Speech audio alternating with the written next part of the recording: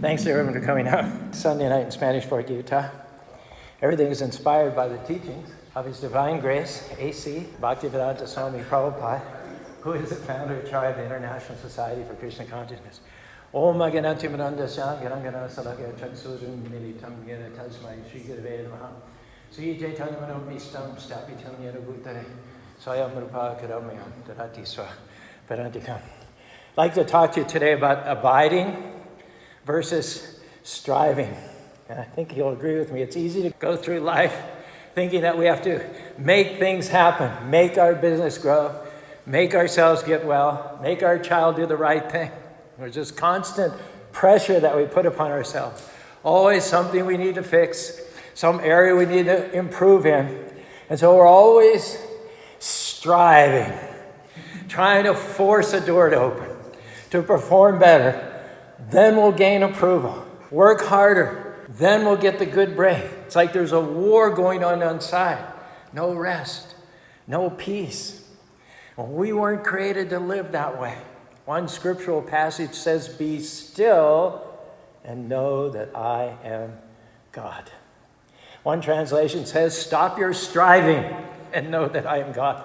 As long as you're in this striving mode, trying to fix everything, thinking that it's all up to you, everything's on your shoulders, then you're actually not going to know God, who is known in peace, in rest, in stillness. You're not going to see His favor and His goodness like He wants you to. And it's very liberating when you realize you don't have to make everything happen. If you'll just keep Krishna or God first place in your life, He'll bring the good breaks to you. He'll cause the right doors to open. He'll send the healing. Hare Krishna, Hare Krishna. Krishna Krishna, Hare Hare. Hare Rama, Rama Rama, Hare Hare. Otherwise, all that striving is doing, it's just wearing you out, making you feel overwhelmed. You can't sleep at night. You have digestive problems. Take the pressure off. It's not your job to fix everything. You can't make people do what's right. You can't make that coworker like you, make your business grow. No. Your job is just to be your best every day, to honor Krishna or God, and let Him do His job, which is to bring your God-centered dreams to pass. Turn negative situations around. Even areas that you need to improve upon, don't be down on yourself because you're not where you wanted to be at this stage in your life. Remember, God or Krishna is the potter. You're the clay. He's changing you from glory to glory. You can't make yourself grow any faster than what He's already planned. You may not be where you want to be right now, but learn to enjoy the glory that you're in right now. Now think about how much more peace we'd experience if we got ourselves out of this striving mode. How much more would you enjoy your life if you would turn all those situations over to Krishna? Quit trying to do what only God can do. Our destiny is not about making things happen by working harder, foaming at the mouth, forcing outcomes. Can I encourage you to live from a place of peace? Just do your best and then rest. And when you stop striving, then you'll know that He is God. He'll make things happen that you couldn't make happen on your own. The Lord says, "I am the vine, and you are the branches. If you abide in me, you will bear much fruit. For apart from me, you can do nothing." Imagine how important these words are. This is the key to how you're going to be successful in your life. This is the key to how you're going to overcome challenges. This is how you'll fulfill your destiny. Abide in me, and you will bear much fruit. The word abide in Sanskrit is ashraya. It means to depend, to shelter, to rely on, and finally, to relax. The Lord is saying, if you'll depend upon me, if you'll rest in me, then you can relax in your life. In the 6th chapter of the Bhagavad Gita, 47th verse, Krishna tells his friend and disciple Arjuna, "Yoginam api sarvesham man gnanantanam shraddha bhajate omam te tuktatamo madaham."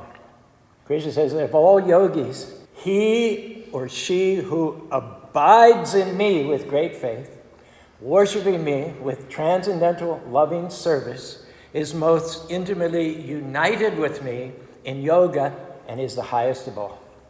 Hare Krishna, Krishna Krishna, Hare Hare, Hare Ram, Rama Rama, Hare Hare. What is Krishna saying? You don't have to strive. You don't have to force things, live worried, pressured, wondering how it's going to happen. When you're abiding, you're going to bear much fruit. You'd think it would be just the opposite. If you'd work harder, put in more effort, increase your hours, then you'll see the dream. Then you'll get the promotion. Then the problem will turn around. No. It doesn't say if you strive, you'll bear much fruit. You didn't hear that, did you? It didn't say that. It said if you'll abide, then you'll see increase. If you'll abide, then you'll see favor. What I'm telling you is that faith in God has a rest in it. When you don't see how something can work out, the medical report's not good, your finances are down, it's easy to get stressed, all worked up, I gotta fix this. Can I ask you not to fall into that trap? Instead of striving, start abiding. Stay in peace. Krishna, I know that you're still on the throne. I can't make this happen in my own strength, but I believe that because I'm connected to you, because I'm depending on you, I'm relying on you, you're going to cause me to bear much fruit, that I'm going to see this situation turn around in my favor. And when you're abiding, it takes the pressure off. Instead of focusing on what you can do, you're focusing on what God can do. You're depending on His goodness, His favor, His power. As long as you're striving, you're limited to what little tiny old you can accomplish. The problem is we all face giants that are too big, people that are too powerful. Medical report that says no way you're going to get well. Our strength, our effort, our talent, no matter how hard we try, can I tell you, will not be enough. That's why Krishna says, apart from me, you can do nothing.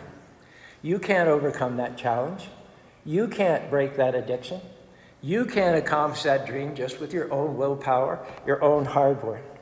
In the 7th chapter of the Srimad Bhagavatam, Prahlad Maharaj says, Balasya neham saratam nashringha chatasya chagadam udanvate majato yo. Taptasya tat pridibhi yaihanjana shleshash tavabibu tanu britam twadapekshatanam. Pretty good quote, huh? I knew you'd appreciate it. Shall I give you the translation? Okay. I didn't think you'd need it, but that's okay. Oh Lord, because of a bodily conception of life, Prahlad says, embodied souls neglected and not cared for by you cannot do anything for their betterment. Whatever remedies they accept, although perhaps temporarily beneficial, are certainly impermanent. For example, he gives 3 examples. A father and mother, no matter how much they love their child, they cannot protect their child always from accidents. No matter how good a physician is, he can't always save his patient. And the 3rd example is, no matter how strong the boat is, remember the Titanic cannot necessarily protect a drowning man. You need power from on high. When you're abiding, there's a force that breathes in your direction, a favor that opens doors that you couldn't open, that breaks chains holding you back, that releases healing, creativity, increase that will catapult you into your destiny. One of the best prayers that you can say every morning is, Krishna, I'm going to depend on you today. I'm relying on you. And Krishna, I'm going to relax in you. I believe because I'm connected to you, I will bear much fruit today. Hare Krishna, Krishna Krishna, Hare Hare, Hare Rama, Rama Rama, Hare Hare. Don't misunderstand. We're not saying sit back and do nothing. You have to use your gifts, be your best, but don't become dependent on just your ability, your efforts, thinking that you have to make it happen. Do what you can and then leave the results up to Krishna. As long as you're abiding in Him, you will bear not a little fruit, not some fruit, but the promise is much fruit. If you start abiding and not just striving, you're going to see more fruit with less work. You're going to go further with less frustration. You're going to accomplish more in less time. Someone may say, aren't you worried about your child? He's not getting better. You just answer, no, I'm not worrying. I'm abiding. I'm trusting. I'm believing. I know that Krishna's in control. Well, Caru, you lost that big contract. Aren't you upset? No, I know I'm connected to the vine, to a supply line that will never, ever run dry. I'm not going to live stressed. I'm abiding. I'm at peace. I know another opportunity is coming. What about that medical report? It doesn't look good. Yeah, but I'm not moved by what I see. I'm moved by what I know. And I know Krishna is restoring health to me. I'm depending on him, relying on him. I'm going to relax, knowing that nothing can snatch me out of his hands. So ask yourself tonight, are you striving or are you abiding? There are plenty of opportunities and inducements and provocations to strive, certainly. We can all live worried, stressed, trying to fix everything in our own strength. That's overwhelming. Come back to a place of peace. God or Krishna knows what you're facing. He knows the dreams in your heart. Why? Because he placed them there in the first place. He sees the struggles, the unfair situations, the times that you were put at a disadvantage. The good news is that you don't have to do life on your own. He knows the dreams he's placed in your heart. You don't have to try and make everything right, try to accomplish the dream by yourself. Just say, Krishna, come to me and give me that rest which you promised. This is a poem by William Burroughs.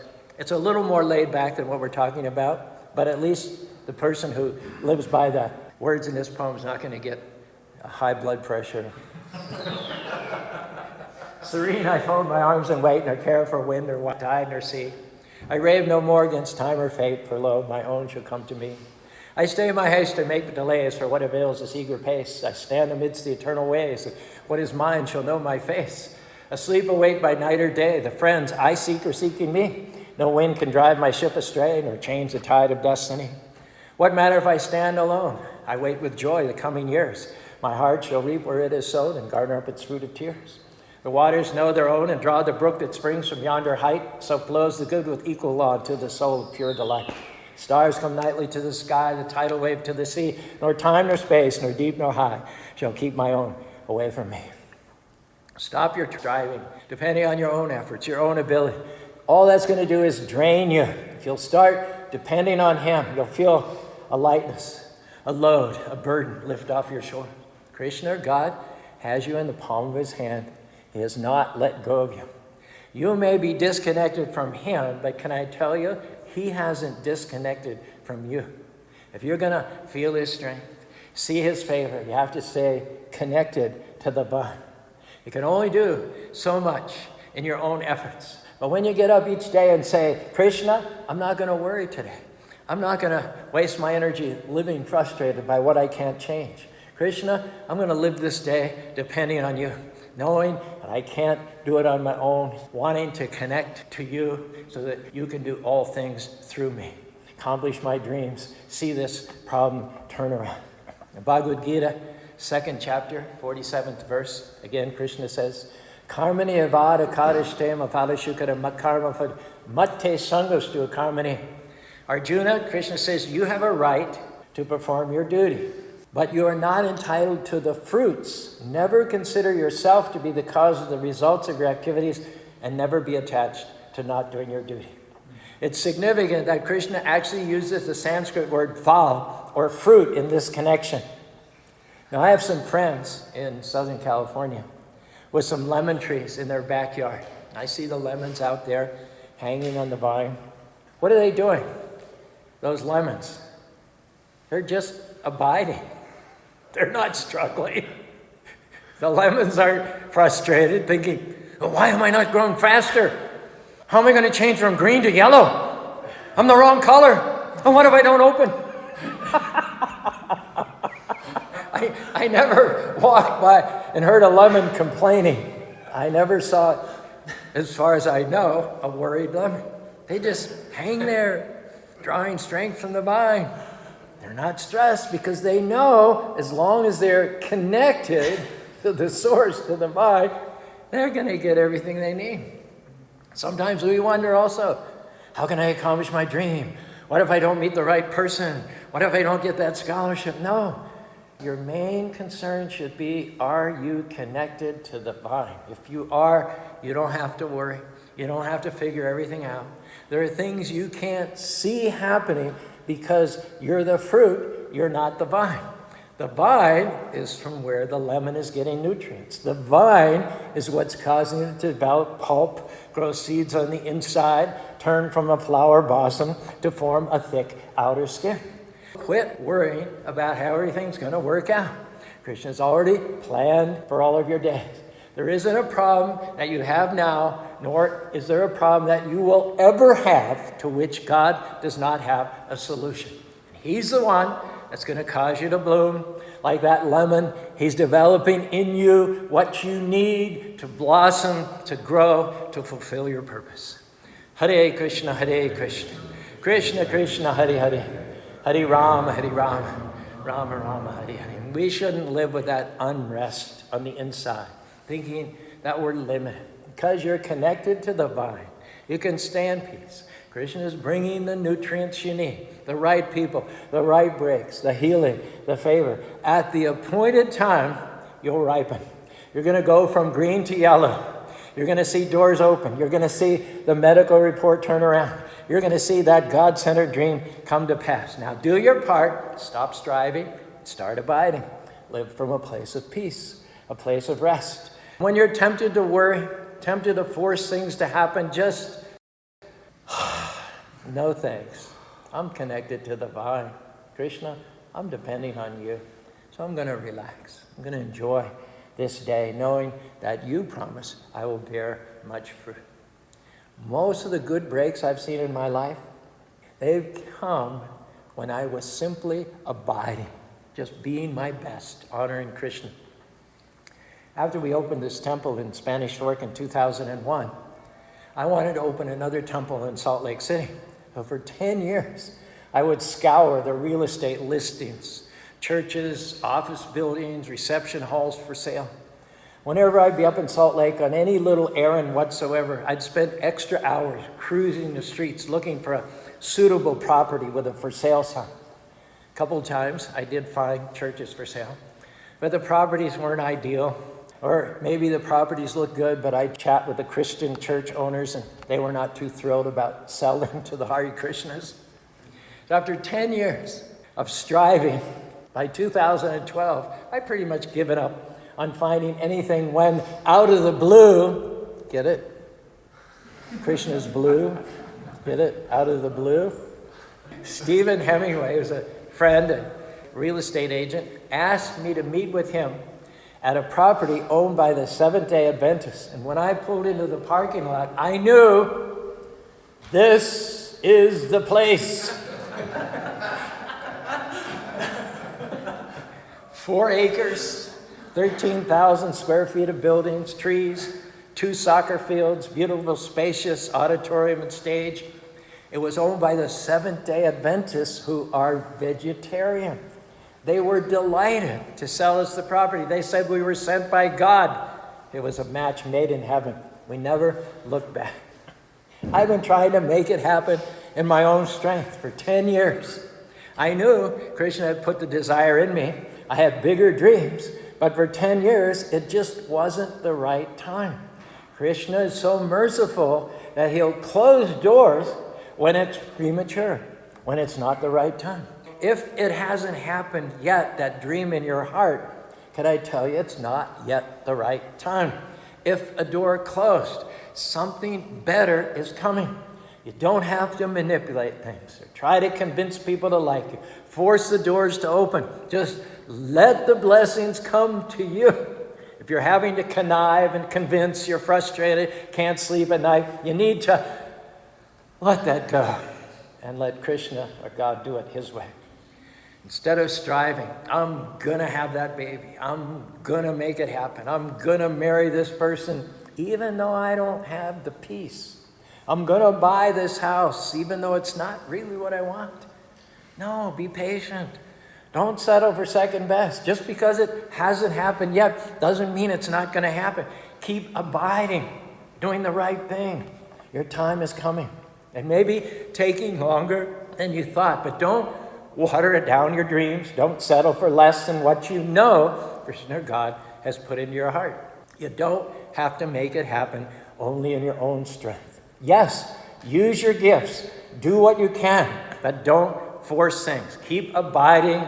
That dream is on the way. At the right time, you're going to see it show out in your life. In the meantime, relax.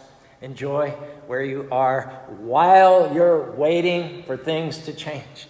The way to pass the test is by not being frustrated by what hasn't happened. Not upset that your friend got married and you haven't met anyone.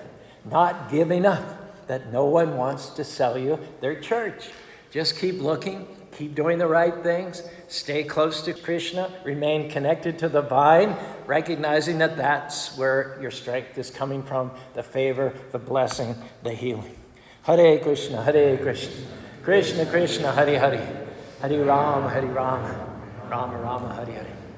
I heard a story about a preacher. Since he was a little boy, he liked to catch leaves falling from trees. And he lived out on a 1-acre lot in the suburbs. There were dozens of large oak trees on the property. On a fall day when the wind would blow, he would see, as a small boy, how many leaves he could catch.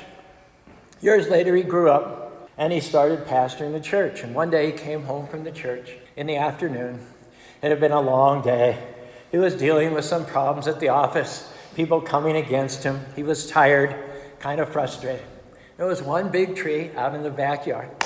The wind started blowing. Leaves began to fall all around him, hundreds, not thousands. Looked like it was raining leaves. He naturally started trying to catch, grabbing here and there. It's strange to say, he couldn't catch anything. He thought it was weird. Right when he was about to grab a leaf, it would dart away. He caught more leaves when he was 8 years old. He was already frustrated, and this is like pouring salt on the wound. Lord, I can't even catch a leaf. A couple hours later, he went out for a jog in the neighborhood. As he turned a corner, coming down the last half mile, a wind again started blowing. Leaves were falling here and there. He didn't pay any attention. He just kept running.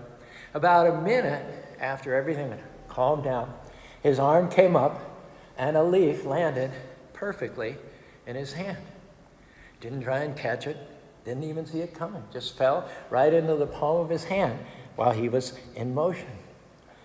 Can I tell you, the creator of the universe, the God who spoke worlds into existence, is ordering your steps. We don't have to strive. We just have to abide. Keep honoring God. Keep walking in his ways. We will bear much fruit. This temple in Spanish Fork is much fruit. The temple in Salt Lake City is much fruit. KHQN, Krishna radio station, is much fruit. The Festival of Colors is much fruit. I'm wondering if, metaphorically speaking, in your life, you're trying to do what that pastor was doing, grab a leaf. If you're frustrated because something's not changing, wondering why it's not working out, just stop striving. That's our message. At the right time, what belongs to you is going to drop right in your hand. It's not going to happen on your own strength, by your own ability. All you have to do is keep abiding, doing the right thing when no one is watching, staying faithful when things aren't changing. Favor is going to come looking for you. Good breaks, healing, the right people are going to come knocking at your door. You're not being left out. Krishna hasn't forgotten about you. He sees your faithfulness. He sees you doing the right thing when it's hard. Your time is coming. Just stay connected to the vine. Much fruit is on the way. Going to be better than you imagined. The reason that it's taking longer than you thought is it's going to be bigger than you thought, out of the ordinary, something you didn't see coming. Sometimes we get impatient. We think we're missing out. We're falling behind. I've learned that what belongs to you is not going to go to anyone else. What has your name on it is going to come to you and you only. Instead of trying to force things, relax. Stay in peace. Krishna is ordering your steps. He's already lined up everything you need to fulfill your destiny. Yes, use your gifts. Be your best. But what Krishna is about to do for those who keep him first place is supernatural. You couldn't make it happen in your own strength. You don't have the power, the ability, the experience. But because you're abiding, not striving, you're going to bear much fruit. Last story. I heard about a man who walked into his living room. There was a lizard on the floor looking out the window. The man didn't want him in the house because he might get stepped on. So he tried to catch that little lizard and put him outside, but the lizard kept running away. Every time the man would reach out, the lizard would outmaneuver him under the couch, get in the corner, run up the wall. This went on for about 15 minutes. The man chased him all over the room. And finally, that lizard was so tired, so exhausted, he couldn't run anymore. He just stood in one. The homeowner scooped him up, opened the door, and let him out. The whole time the lizard was taking evasive action, all the human being was trying to do was to help him, to get him out of harm's way, but the lizard wouldn't let him. The lizard himself couldn't see a way out. He didn't realize that all the man had to do was open a door and put him out. All the lizard saw were dead ends. From his point of view, there was nowhere to go. But we humans operate on a different level. We're thousands of times bigger, stronger, and more powerful. Compared to God, how much are we like that lizard? Trying to do everything in our own strength, solve this problem, fix this person, accomplish this dream. The whole time Krishna is saying, I want to help you, but you have to let me. As long as you're doing it on your own strength, you're going to be frustrated and you get worn down, exhausted. Learn to depend on him, put it on his shoulders, rely on him. He'll make things happen that you couldn't. Every morning, it's good to admit our dependence on him. Krishna, I need you today. I'm going to stay connected to the vine. I'm going to do my best, use my talents, work hard. But Krishna, I'm trusting you to bring the increase because apart from you, Krishna, I can do nothing. Hare Krishna, Krishna Krishna, Hare Hare, Hare Rama, Rama Rama, Hare Hare.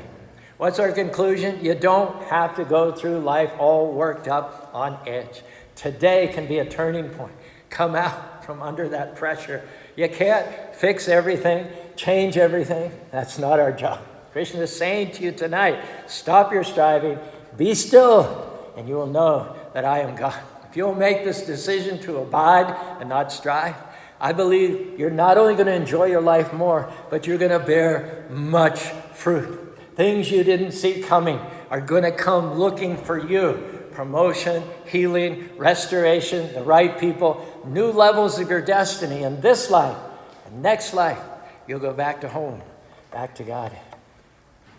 If any part of this message resonated with you, raise your hands in the air and say robustly along with me, Hare Krishna, Krishna Krishna, Hare Hare, Hare Rama, Rama Rama, Hare Hare.